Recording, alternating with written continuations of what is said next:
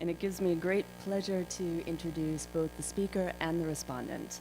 So Annapurna Mamidipudi, who is currently a history of science postdoctoral scholar at Maastricht University, is presenting for us this morning. And Annapurna has the most interesting background. She was educated as an engineer. She worked for nearly 2 decades in Dastakar Andhra, which is an NGO that is founded by Uzrama, who's here today as our keynote speaker. And this NGO supports vulnerable craft livelihoods in South India. And Annapurna's research interests include the study of traditional craft. She has taught herself traditional dyeing technologies and techniques. She's particularly interested in the history and practice of handloom weaving, sustainable agriculture, politics of development, and the role of markets in sustaining traditional arts and crafts. And our respondent is our very own Andrew Goldman. And Andrew is a presidential scholar here in in Society and Neuroscience here at Columbia University. He is a pianist, a composer, and a cognitive scientist. And his research project here as a PSSN scholar aims to theorize improvisation in a way that is compatible with neuroscientific inquiry. And it involves conducting neuroscientific experiments with musicians. So Andrew will be responding to Annapurna. So in her introduction yesterday to this workshop that Professor Pamela Smith has very generously invited all of us to, she laid out some of the hierarchies that exist in the world of handloom weaving. But in bringing the loom to the university,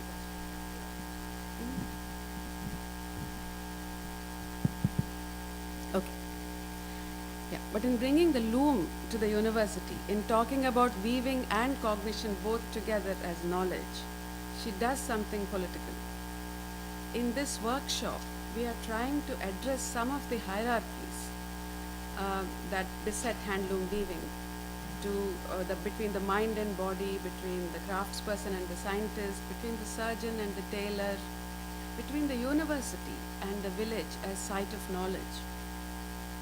Because it is these hierarchies that keep millions of handloom weavers at the bottom of the knowledge of the social and the economic pile.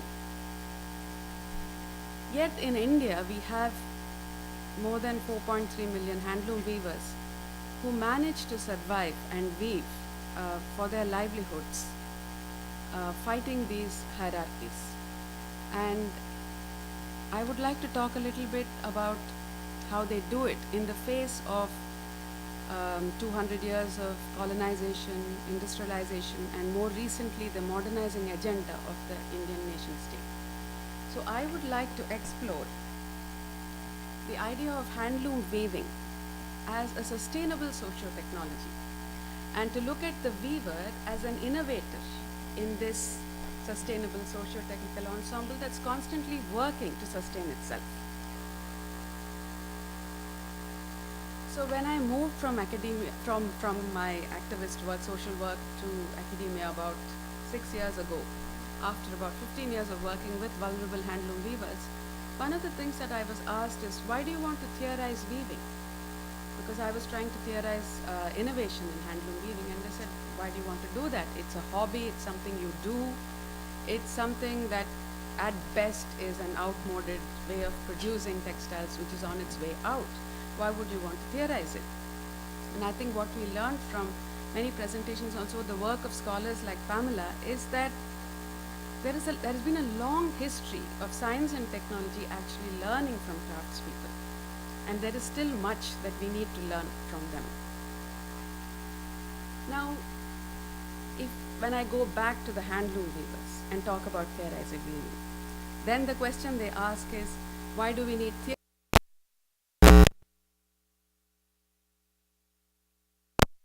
Very aware that this world doesn't really respect their knowledge. And that lack of respect shows in the fact that they are not afforded promising futures. They don't think of themselves as having a future in the modern world. Now, as scholars, why do we want to theorize weaving? Historians, scholars have long shown us the effects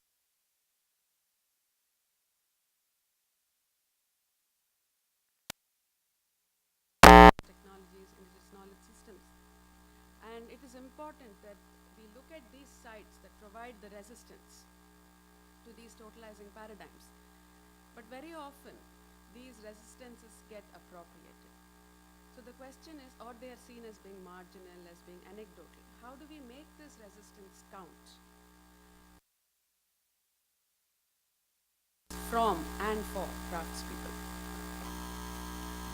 So for the 4.3 million craftspeople who make a livelihood out of handloom weaving in India, in the affirming of craft and craft knowledge for the future lies the difference between hope and despair.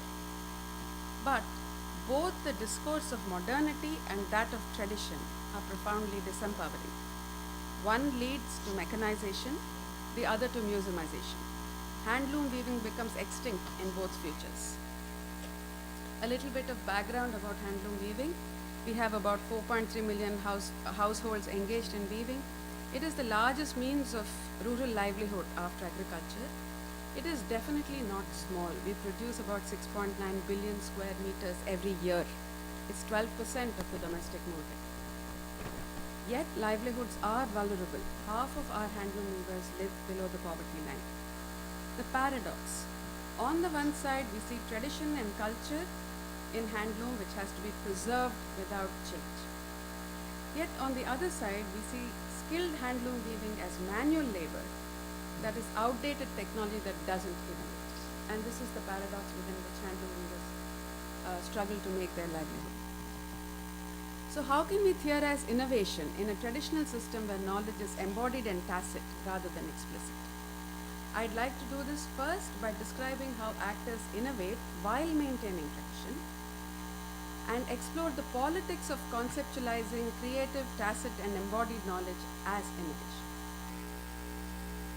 The first step, talking about knowledge as being tacit. What does that mean? I'm going to use the work of scholar Harry Collins, who talks about three different kinds of tacit knowledge. Relational tacit knowledge, which is tacit or which has not yet been made explicit, which we haven't talked about and explicated because there was never a need to do that yet. Then there is what he calls somatic tacit knowledge. Now, somatic tacit knowledge is basically knowledge of the body. It's knowledge that cannot be made explicit because it's in use. It's only made explicit in the use. It's in the body, like riding a bicycle, for example. And collective tacit knowledge, which is in the social relations, which you can learn only through being socialized into the world of the people who know that knowledge. And in the case of indigo dyeing, what you're seeing is a picture of the indigo vat from above, when it's in flower, when the color has come up. In the case of indigo dyeing, you see all three kinds of tacit knowledge. There is relational tacit knowledge in the sense that there is no recipe, because there was never a need to have a recipe. It's the expert knowledge of telling color by smell. You can tell how deep the color is, how good the color is by smelling the vat, by smelling the yarn. And as an example of collective tacit knowledge, I would like to talk about a little bit about how this craft, which had died out for over 30 years, was brought back by Uzrama. She went looking for this indigo dyer, and she had a whole band of us following her, looking for this indigo dyer who was almost imaginary because we didn't know he existed. But we all talked about this deep blue indigo, which none of us had actually seen. But it was a kind of a collective experience. When she spoke about that indigo, we believed in it. It is that kind of knowledge that you have when you're socialized into a community. The next step is to talk about weaving as a socio-technical ensemble. What am I doing here? What I'm doing actually is broadening the unit of analysis.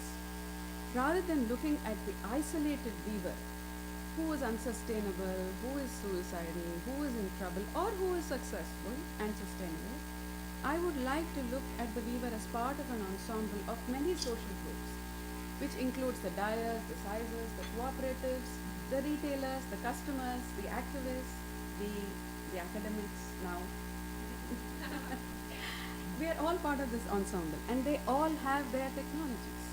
So the weaver has his loom, the dyer has her dyeing technology, the warper has the bopping drum, and so on, and the retailer has his store, and so on. Now, so we can see that each of these people is engaged with their craft, is engaged with their technology, building deep skill with that technology. But in order that the ensemble works, people have to interact with each other. If you want to be bespoke, then you have to be talking to others in the group, as we heard yesterday. And it is this kind of interactions that over time creates the kind of tacit knowledge that is characteristic of handloom weaving and of most crafts. Now, I theorized handloom weaving as innovation within Dutch Science, Technology and Society Studies, where most of my other peers were talking about emerging technologies like nanotechnology or rocket science or neuroscience. And handloom weaving is not exactly seen as being cutting-edge technology. But there is a tradition in Dutch STS of studying the bicyclist technology. And it is within that tradition that I chose to theorize the loom as technology. And while the point that they are trying to make was to show the social and the technical, that there is no technical without a social, that it is societies who decide what technologies they want, I was inverting that. I was using the same theory to show the technical in what is generally seen as being social with culture. And that was the move that I made in studying it within science, technology and society studies. So the question here that I'm trying to answer is, how do weavers innovate? So I'm going to talk about the case of the Jamdani weavers. In about 2010, there was a huge fluctuation in cotton prices. Oh no, that's good. Then I can move this closer. And so there was a huge fluctuation in cotton prices. And as you can imagine, the wage got squeezed because they were now paying more to buy the cotton in order to make the product. Now what you'd imagine would happen is that weavers would try and weave more and more so that they'd make up the difference in wage. But what we actually saw in this village of Uppada is that rather than trying to weave faster, they actually moved backward to an older technique. They started making what we call jamdani, and you can see an example of it from the 1850s. Just very intricate insertion of spindles of yarn into the weft to make patterns, to make motifs. And this really slowed them down. So the puzzle was, why did they do it and how could they do it? Because almost within 3 years, more than 10,000 weavers were making a successful livelihood out of this kind of weaving. And so I could then see that there had been product innovations, so they had changed the product they were making. There had been market innovations. So they had learned to reach the market using the mobile phone. So for example, in this village, where the weavers were taking almost a month to make a sari, because that's how long it took to make the sari, they would at the end of the month collect up the saris from other weavers, then use their mobile phones to call up the aunties and the ladies in the town who were interested in looking at the newest saris that had been made. And they would go and have this one-to-one interaction with this woman, which had broken down, but now was rebuilt using the mobile phone. And what they did in the process was they taught these women connoisseurship. They taught them how to appreciate. They would say, these are the motifs that are special, this is the color, this is the texture, this is the material that you use, and this is why it's special. So these women slowly started becoming connoisseurs. They could start evaluating quality, and that made it very robust. There was also more technological innovation closer to home. What had happened was that the computer had entered the ensemble.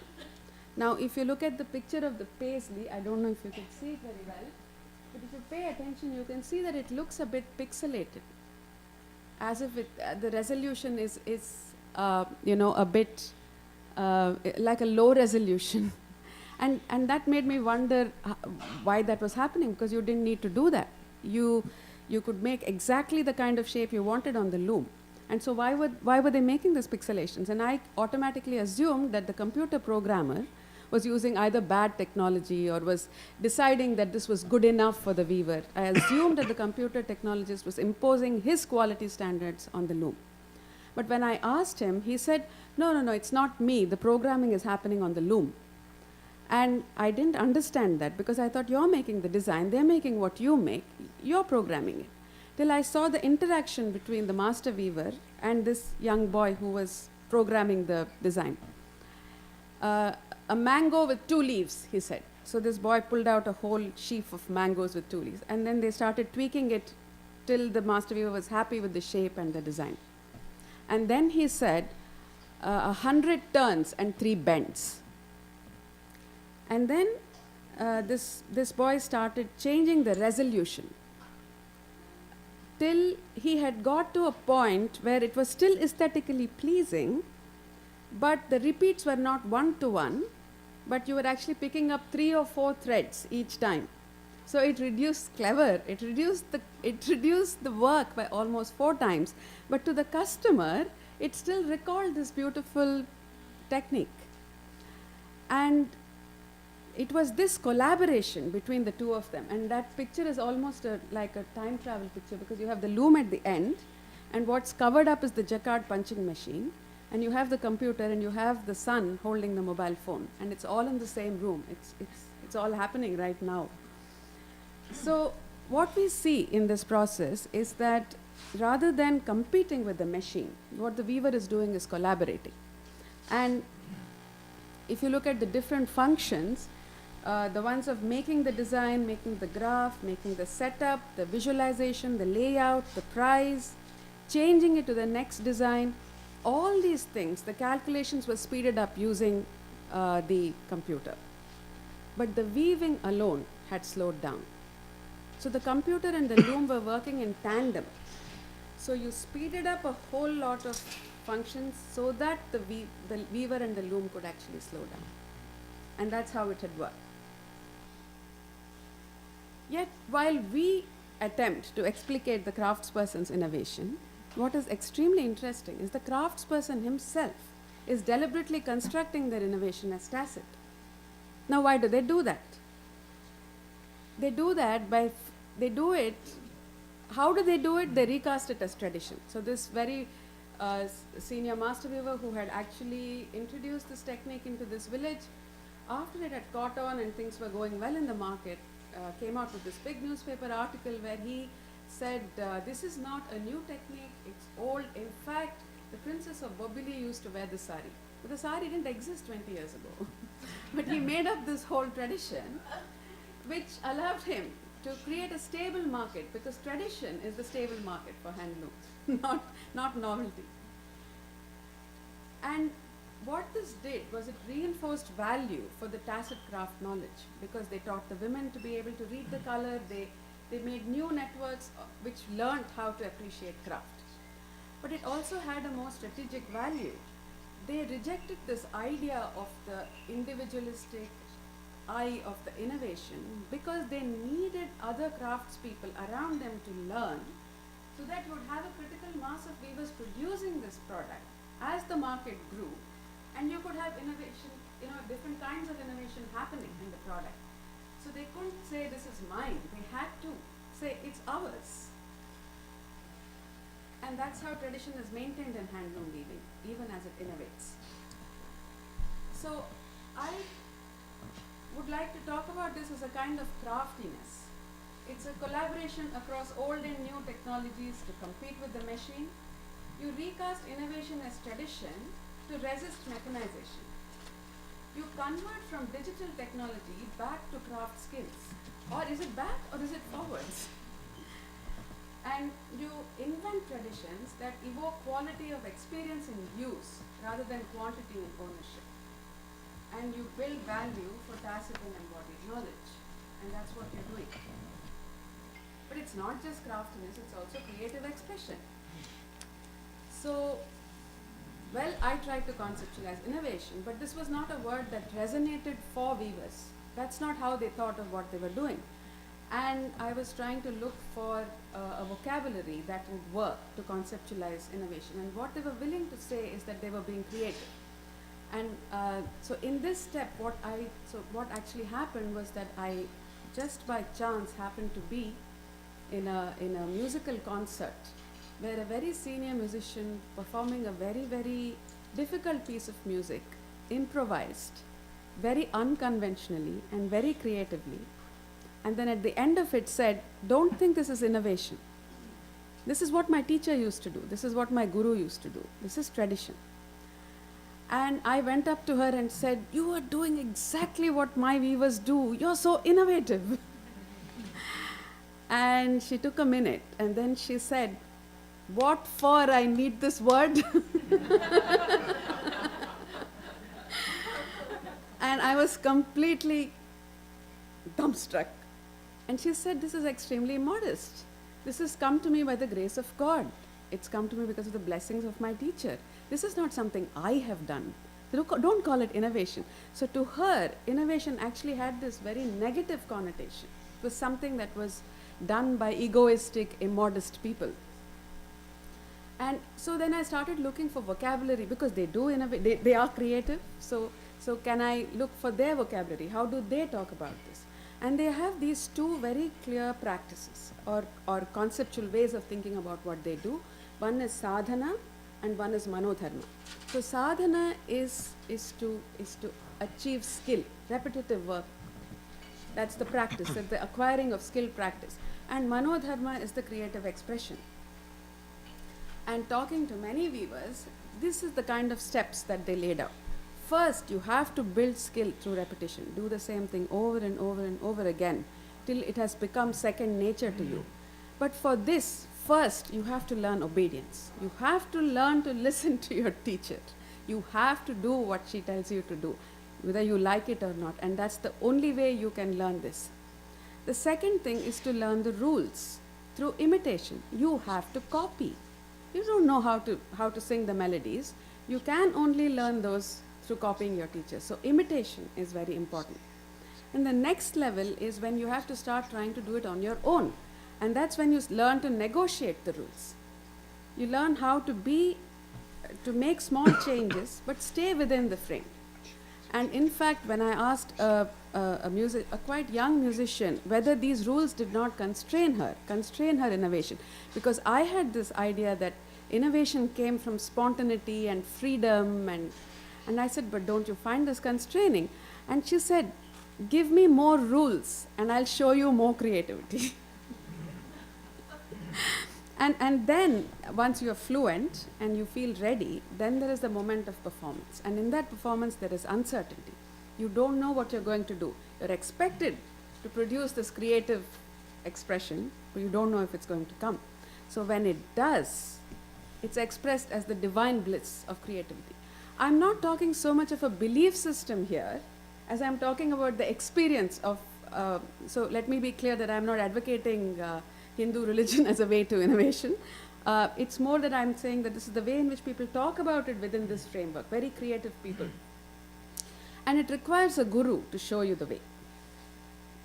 And it's definitely a leap of faith because you don't know where you're going to land. But you have to have the faith that you're going to land in a good place when you try this out. And that requires the teacher to show you the way. So that's very important. And the moment of creativity is experienced as the absence of self, almost meditative. When I went back to the literature, there is an analogy in science. You have 10 years of practice in creative development, you have the importance of heuristics, you have to learn fluency, flexibility, and the testing for creative ability is done through problem solving. Here too, you have the eureka moment. You have the leap of insight, you have the supervision by the teacher, and in fact, the moment of creativity is not seen as a rational progression from having learned skills, but rather something that happens when you are ready. And it is the aha moment of innovation. So both in music and science, when you look at them as craft, when you look at them as something that you do, like handloom weaving, what you see is that you have to first build craft through practice, and that innovation is accompanied by a leap of faith, which is an unconscious or not a very rational process. And this acquiring of craft happens through repetition and imitation, both which are not seen as are seen as lower forms. They're not seen as being the way to creativity. But indeed, at least in the experience of these craftspeople, of these musicians, they are. So for these people, there is no innovation without first building craft. So what does this do for the handloom weaver? So now we say it's not modernization, it's not mechanization, but innovation of tradition that is not predetermined. It means that craft doesn't have to automatically progress to mechanization. It's not manual labor that can be replaced by machines. Instead, it is creative innovation that engages both body and mind. And this gives us an alternative imaginary for handloom weaving, but also for understanding knowledge and cognition. Now, this is my final struggle slide. And here I want to talk a little bit about the politics of conceptualizing this tacit innovation. Why do we do it? We do it in order to make explicit the tacit knowledge of the weaver, to validate the tacit knowledge of the weaver. Can it be done? Now, when the weaver opens his hand just that little bit wider and makes the motif a little more beautiful, when he, in the rhythm of hitting the loom so that the motif is exactly perfectly proportional, these are things, can they be seen? Can you really see them? The private, what happens at home, the learning that happens at home, the mother with the daughter who's teaching her how to weave, or reeling the yarn on her thigh, that's private. It's in her home. And it's secret because it's proprietary knowledge. It's not something that is available for everybody to use. And yet, when the weaver is experimenting and transgressing tradition, that's not something that he may want to put out. So, can it be done? Yes, it can, but only with the participation of the weaver herself or himself. And finally, should it be done? And I ask this question because when weavers have actually put out this knowledge, it has not really worked to their benefit. It has been appropriated by science, by technology, by other people with more resources. So their experience of actually explicating their knowledge has not been positive. But I don't think that this is the only reason why they don't do it. There is an idea that in the idea of tacit knowledge that there is not everything can be explicit, that some knowledge can only be in its use, in the doing, that it is knowledge. And that requires a humility to know that there is still something that is to come.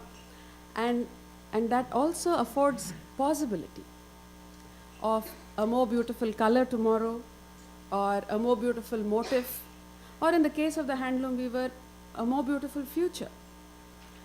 And it is this that the weavers themselves call tradition, but we can call innovation. Thank you.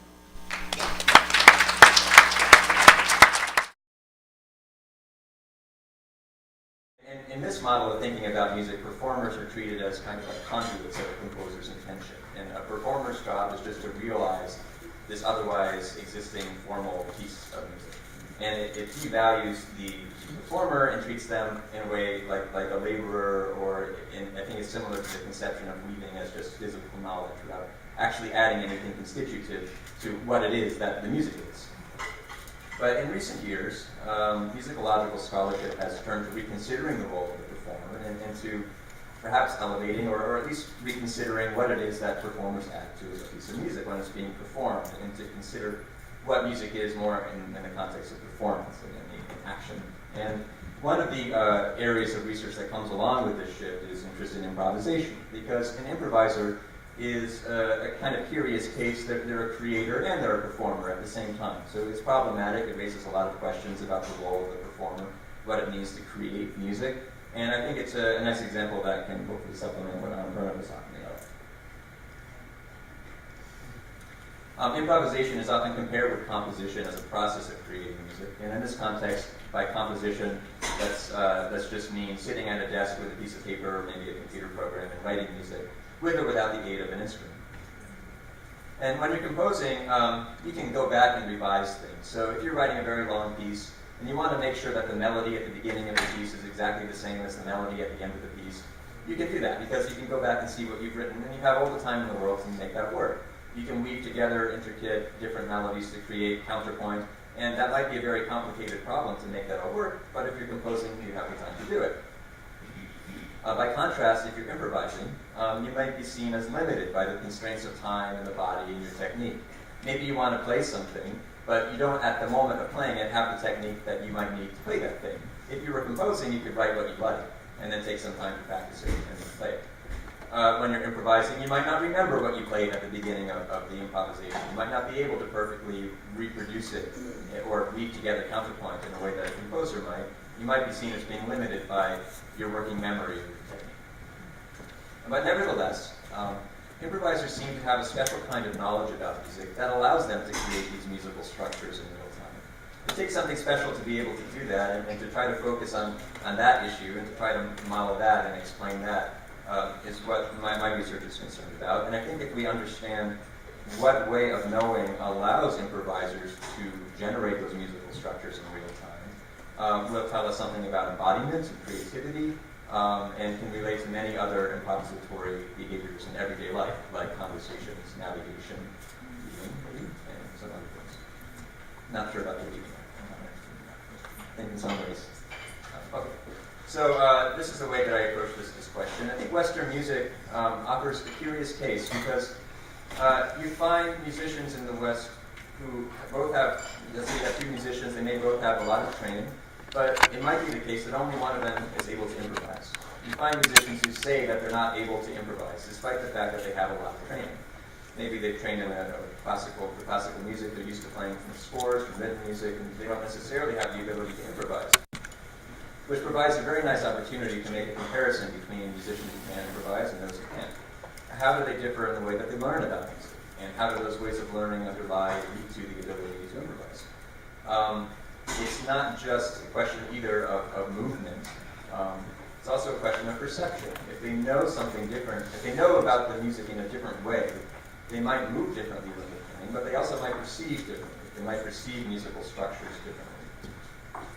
And the task as I see it is to articulate exactly what those differences might be, and to model them and to measure them empirically, to figure out ways to do that. I'll give you an example of an experiment I did, and before I show you the experiment, I'll kind of show you the intuition and justification for the experiment. If you're playing in different keys, that is like in different tonalities, like C major versus D major, you may not have access to the same knowledge. You might want to try to play the same thing in different keys, but because playing in a different key requires different movements to play the same thing, you might not be able to play everything that you would want to play in an unfamiliar key. You might know in some conceptual sense what you want to play, but if it's not connected to the ability to actually play that, you won't have access to it when you're improvising. I'll just play you an example here to show you what I mean. I just recorded this last night. I first played in a familiar key.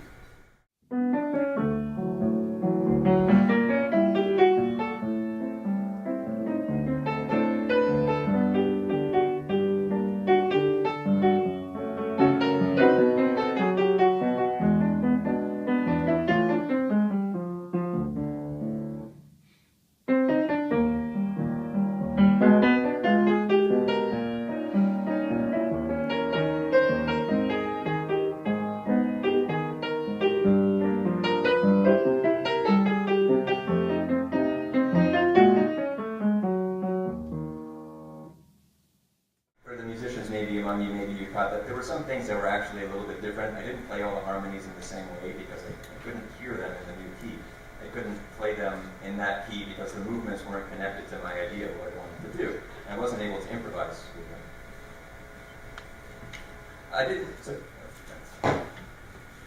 I did an experiment on this. I asked this question: what happens if you deprive improvisers of the familiar embodied knowledge of the key and have them improvise in some unfamiliar setting? So music theoretically, the task is the same. They're trying to, like I was playing there, they're trying to play in the same music, but in one case they're playing in a familiar motor context, and the other in an unfamiliar one. And I did that by varying the key. I said, okay, you're going to play over this familiar chord progression. I want you to improvise. But in one case, sometimes they'll tell you to play in a very familiar key that all the musicians said, yeah, I always play in this key, it's great. And in another condition, I asked them to play in an unfamiliar key, and they all said, yeah, I never play in that key, it was really hard. And then I recorded their improvisations and analyzed them and found that in an unfamiliar key, improvisations relied more on diatonic pitches. That is, they were choosing like safe notes that they knew would work in the key, and also exhibited lower entropy, which basically means that they were more predictable. So they were using less variety of ideas, and they were sticking to, I think, an explicit knowledge of what was safe. They could play like, the tonic or the first note of the scale, the third note of the scale, whatever. They knew it would sound okay, even though it might not have been as creative or as aesthetically pleasing as what they would have played in a familiar situation. So improvisers use different kind of knowledge in different musical contexts. Explicit knowledge doesn't always link up with implicit knowledge. And even though in both cases they're making up notes, there's different processes at play here. There's different knowledge at play here. And not all musical ideas generalize to different motor contexts. You can know about something and not necessarily have it be generalized to all situations. But having that kind of generalization, I think, leads to an ability to really hear something, which is what improvisers often talk about in music, a special kind of knowing about it that allows you to recall these ideas in different situations, and I would argue be more creative with them. I'll explain one more experiment that I'm doing. It might be a little bit more tangential to the topic of embodiment, but I think it's related to innovation. Let me just first give you an intuition by showing you an analogy. If you consider a chef who's following a recipe that calls for lemon juice, but the chef doesn't have any lemon juice, but they do have some lime juice available, they might think, okay, well, I can make the substitution to lime juice because I know that the principle, the reason that the recipe calls for lemon juice is because of its acidity, let's say. And they know that the lime juice also has the acidity, so they're able to make a functional substitution, and I would argue, improvise. You might also think of a chef who doesn't make that link. Maybe they're a novice chef, or they come from a tradition where you just don't make those kinds of substitutions, and it doesn't occur to them that they could use the alternative. Now, I think that this chef who does make the alternative and who improvises is able to make a functional connection between these two things and understands that they can substitute them by virtue of their functional similarity. Incidentally, I think this is related to the talk that we heard yesterday, the conversation about surgery and costume design, in realizing that there are these functional similarities between these behaviors, and that allows us to make this bridge to transfer knowledge. A similar thing is true in music. On the left, I have an improviser here, and on the right, someone playing a score. And in the improvisation example, the written music gives you some guidelines. It says, okay, play an F minor 7 chord.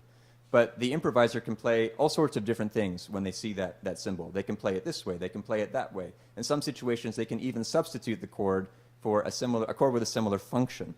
And they're very used to doing this. This is something that they practice. Whereas the classical player is very used to reading from a score.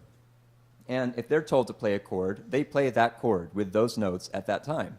And they're not it's not that they couldn't make the substitution. It would sound okay musically in many cases. But they just don't do that, and they don't practice that. And I think they don't make those functional connections as readily. I designed an experiment to try to probe this. It's about perception of music. And in this experiment, participants, I have a group of improvisers and a group of non-improvising musicians, less experienced improvising, and they listen to these chord progressions. And sometimes I substitute one of the chords for a chord that has a similar function. And sometimes I substitute a chord that has a different function. So in this way, I can compare, how similar does the different chord progression but has a similar function sound compared to the different chord progression that has a different function. So there's two kinds of differences. Let me just play you an example of the stimulus. These chord progressions, point to different ones.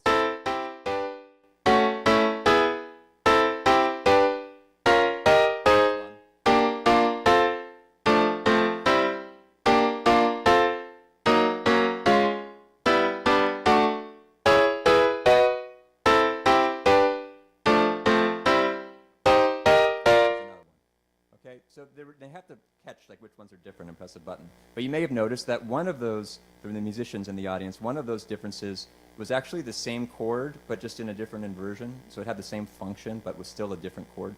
Whereas one of the other different one was a different chord. And so they're trying to see which one is similar. And my hypothesis, this experiment is still underway, and it seems to be borne out by the data so far, but the hypothesis is that the improvisers should hear the functional difference as different, but what I call the exemplar difference, which is where you make the substitution, but it's the same chord, just in a different inversion. It's a different version of the chord. They'll hear those as similar. Whereas I think that the non-improvisers will hear either one as equally different. And so far, that seems to be borne out. So this talks about a particular way that might be necessary to organize your knowledge to be able to innovate and to improvise. Just a comment. I think that improvisation is something that is inherent to many everyday behaviors, not just music. Things like navigation, conversation, and maybe cooking, perhaps weaving, but I leave that to the discussion later, perhaps. And I think that similar kinds of principles describe improvisation and innovation in these other domains of behavior. So thanks very much for your attention.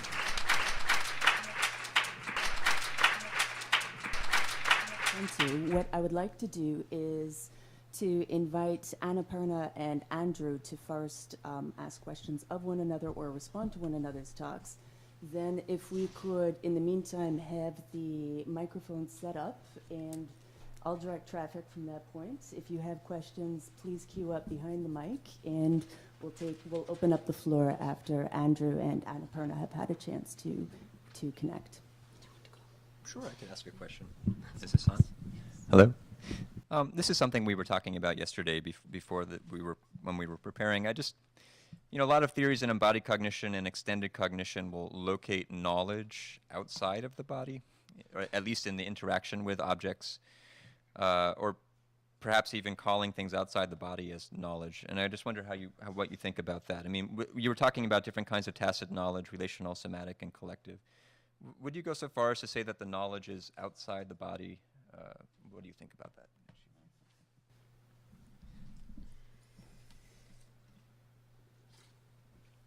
Okay.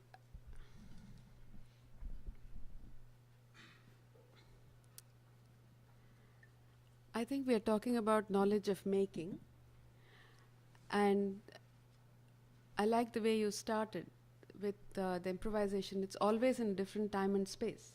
So even if it's the same thing, it's not the same thing, right? So I think that's the same with knowledge, that you might know something, but when you're using it as you know it, it keeps changing. So it's that kind of change that happens inside the body that builds skill.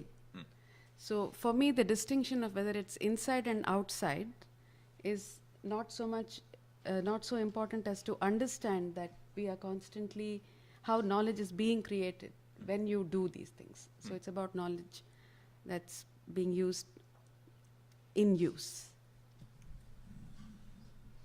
Annapurna, is there anything you'd like to add to Andrew, ask of him? I actually had a long session with him yesterday and asked him everything I wanted to. You already worked it all out. So, but there was, the question that I was interested in was the contrast between improvisation as being something that's from novelty and as being spontaneous and being unconstrained versus the kind of idea of improvisation that we had that was actually seemed to be born of very different kinds of values. And whether that leads to different kinds of improvisations or, Yeah, this issue of novelty, generally speaking, I consider novel to be an issue of analysis. What we decide to call as novel, I think, is a separate question to what are the different ways in which people move at an instrument or create sounds. So I see it as a somewhat separate question. And I definitely very resonate with I think that innovation and creativity can more be described in terms of how we're able to make functional connections between otherwise unconnected things that we already know. And maybe it's a question of what conditions lead to the formation of those connections and insights, and the functional connections. And I think that one of the things that may lead to be one of those preconditions is this connection between moving and hearing that I described in the first experiment. That when you know things in that way, this is speculative, but perhaps that's one of the things that leads to the ability to make those functional realizations that, oh, this is like that, and then that's innovation. Okay, thank you very much. So we'll open up the floor, and we have our first question. Thank you. Thank you. Could I just share a 30-second example of how the failure of improvisation leads to humility?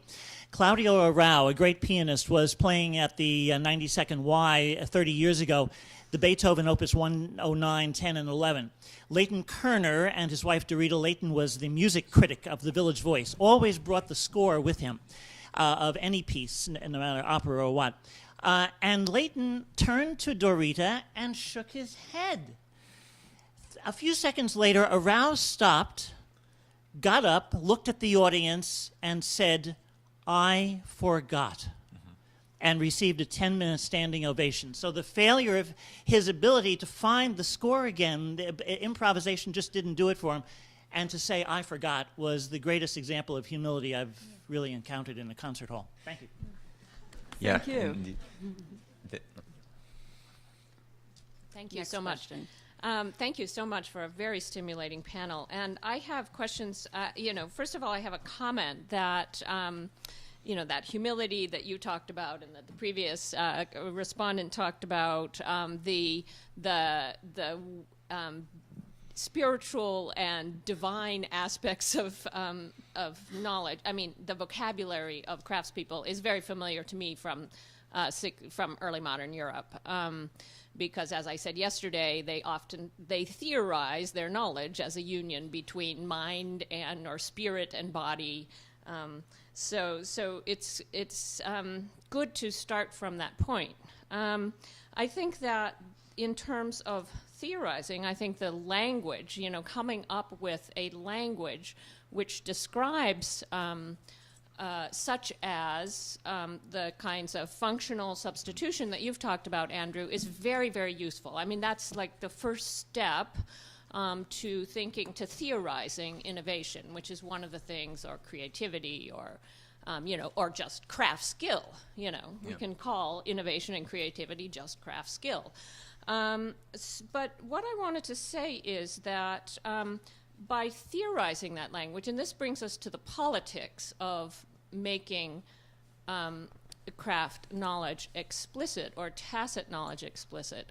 So I think that even if Andrew describes exactly what happens in, from your empirical experiments, finds exactly what happens and describes it in scientific, some sort of scientific article, that will not make the tacit knowledge of piano performance or piano playing explicit. So in fact, it's theorizing about craft knowledge.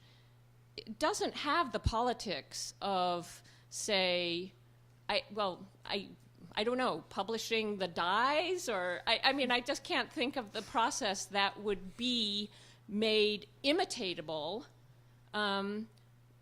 by making that, by first of all theorizing about craft knowledge, and second of all making that knowledge explicit. So I'd just like you to comment on that and explain what you might mean about, or maybe give us examples of the way in which it has been disadvantageous to weavers.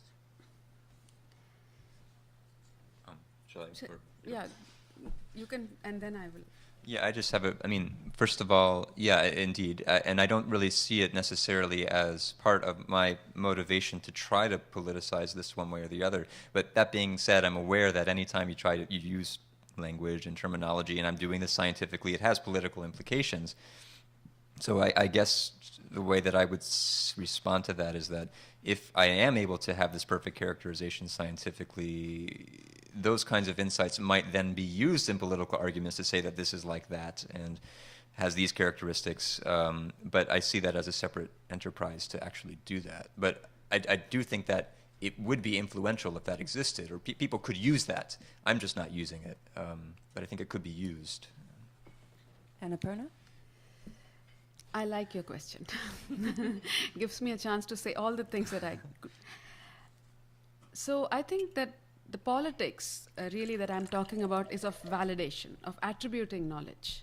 So it's not just about explicating it in order that other people learn how to do it, but to also say these people know how to do it. So that's one part of the political agenda of explicating tacit knowledge of craftspeople.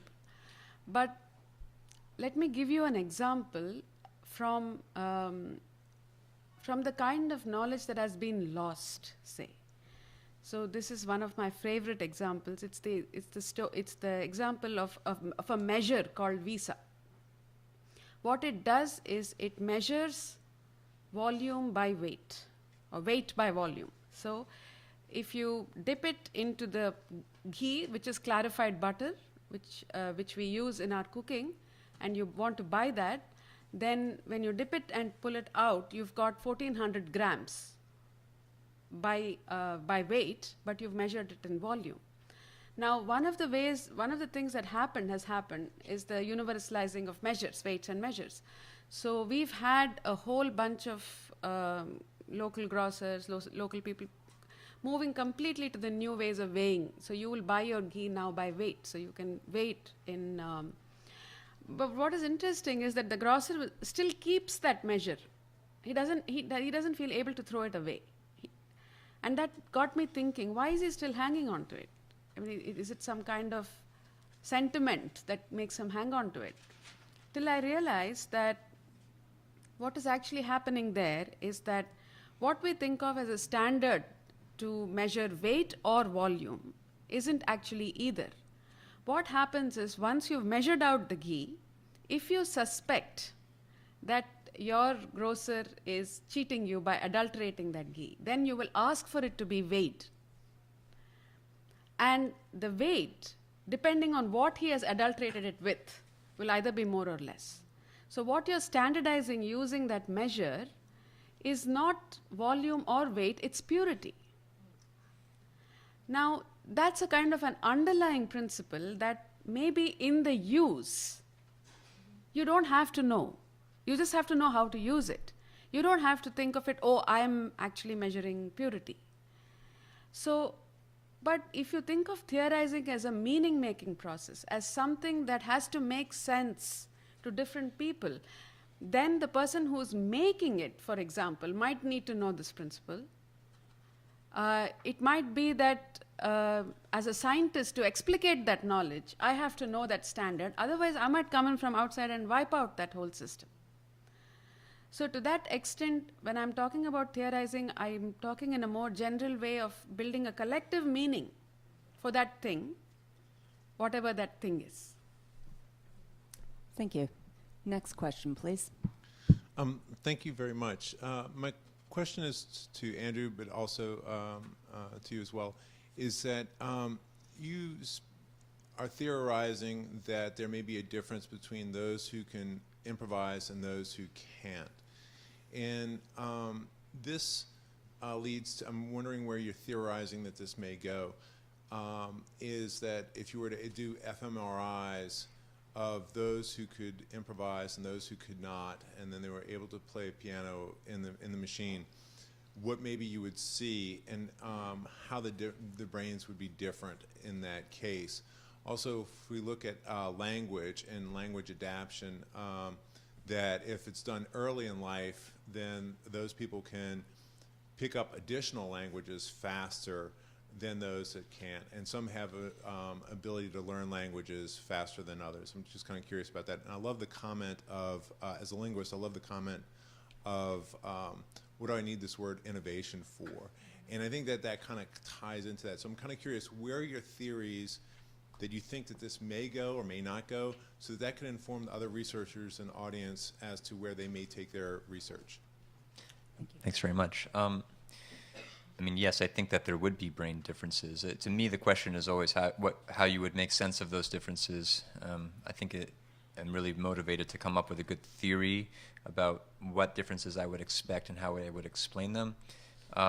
That being said, studies there are, I think, maybe 2 or 3 studies like that have been done with fMRI, looking at functional connectivity differences between improvisers and non-improvisers, and I don't remember all of the results off the top of my head, but I do know that there was increased functional connectivity in certain areas, the frontal lobe and the improvisers. There are different, which was interpreted as an ability to connect ideas together. So those kinds of studies are starting to be done. I do think that there are differences, but again, to me, the question is very much theoretical. How can we make sense of that? Why should that be, and how can that link to our understanding behaviorally or culturally, of what improvisation is? And the other question about language, I'm sorry, what? It was just the connection as far as why do I need this word innovation? It kind of ties into that as far as making the connections. I think that person was saying, I don't need this word to make this connection. Yeah. I do this in a completely different way. And I think that really speaks to the neuroscientific issue of what words do we really, what are we trying to explain, what concepts do we really need to describe, because the way that we might think of things musicologically or culturally may not match with our neuroscientific understanding, or we need to consider both. We need to do this kind of work. Is innovation really a concept that makes sense to ask about? Is that really something that's going to have meaningful neural correlates? We're trying to make sense here, and that comes from both sides. Annapurna? I think an interesting move for me in the last 2 years working with Pamela and all the different conversations we've had has been to think from shifting from innovation to cognition. And I also find that comfortable because I'm not sure that innovation is a higher or a better skill than, say, for example, consistency. I mean, if you want good quality craft, you want it to be consistent. And craftspeople who can produce good quality, consistent color fastness, saris that drape well and cut well, that is about consistency. It's not always only about innovation. So I think an important shift really for me has been to think of cognition. And then if cognitive scientists want to image the brain, that's fine.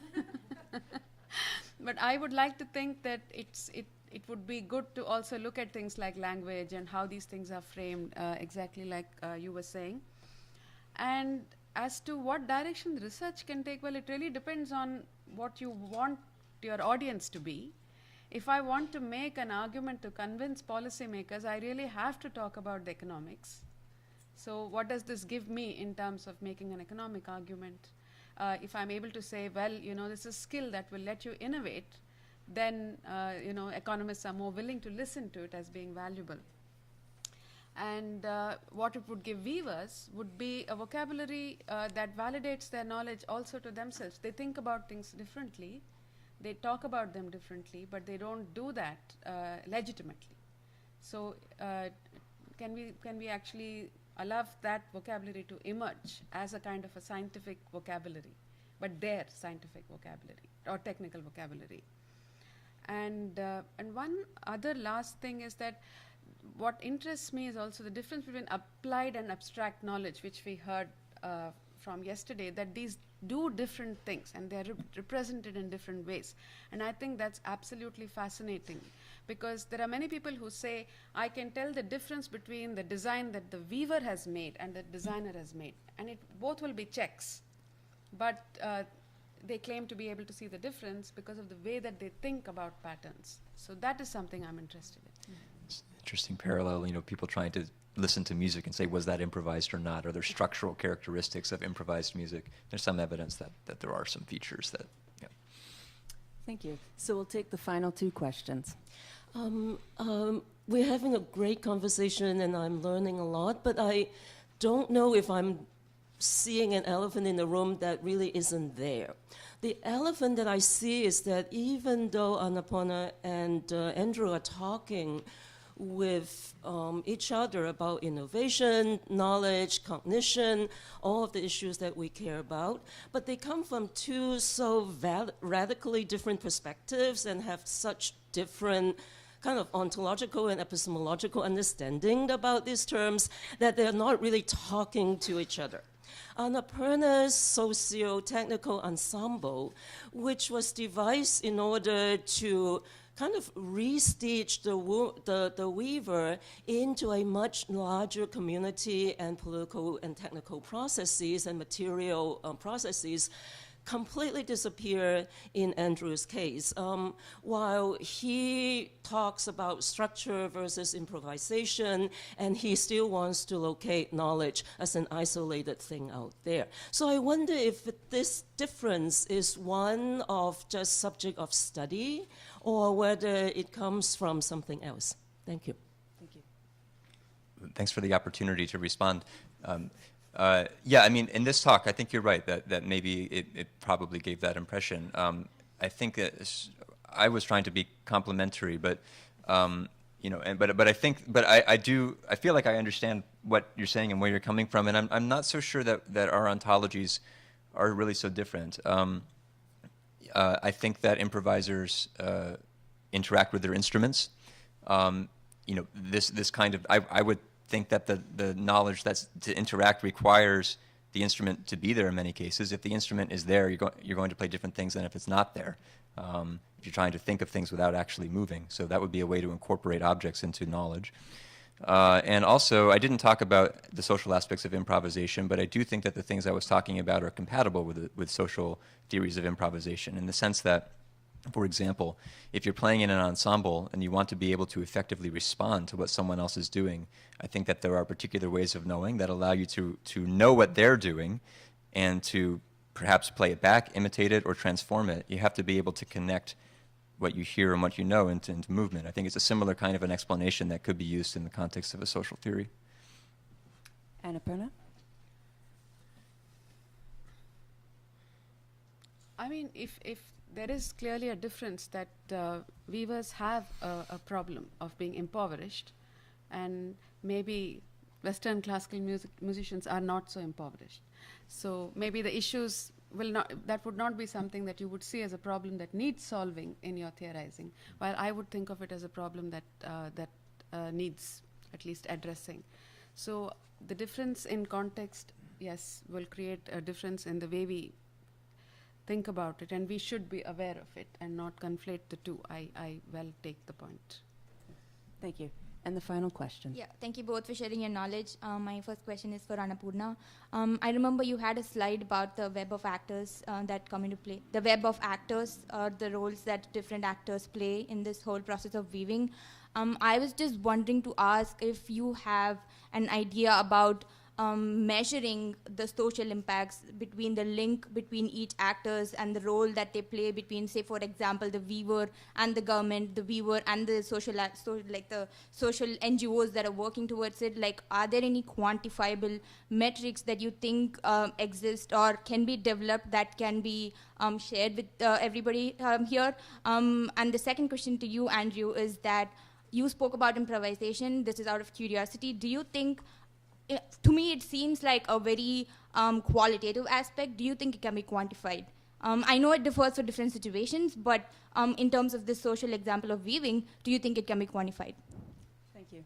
Annapurna, would you like to go first? Very briefly. Very briefly.